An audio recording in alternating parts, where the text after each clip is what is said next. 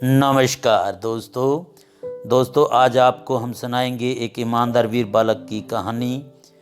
रमेश बहुत ही प्यारा बालक था। वह कक्षा दूसरी में पढ़ता था। रमेश विद्यालय में स्वतंत्रता दिवस का राष्ट्रीय त्यौहार मनाया जाने वाला था। रमेश बहुत उत्साहित था। इस कार्यक्रम में भाग लेने के लिए रमेश को उसकी कक्षा अध्यापिका ने स्वतंत्रता दिवस की परेड में भाग लेने के लिए बोला था। उसके हर्ष का कोई ठिकाना नहीं था। वह खुशी खुशी इस कार्यक्रम में शामिल होने के लिए तैयारियां करने लगा। स्वतंत्रता दिवस की होने वाली परेड में सभी साथियों के साथ पूर्व अभ्यास निरंतर करता रहा और अत्यंत उत्साह से भरा हुआ था। परेड वाले दिन जब वह स्कूल के लिए तैयार होने लगा तो रमेश ने अपने दादाजी को खोजा।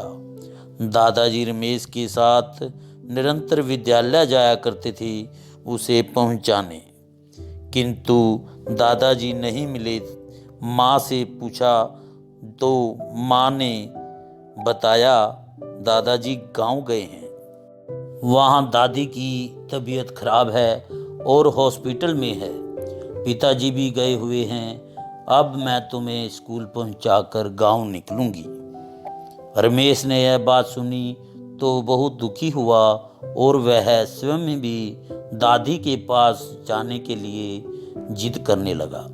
इस पर उसकी मां रमेश को अपने साथ लेकर गांव चली गई। जब वह कुछ दिन बाद विद्यालय पहुंचा, वहां प्रधानाचार्य ने उन सभी बालकों को बुलाया जिन्होंने परेड में भाग नहीं लिया था।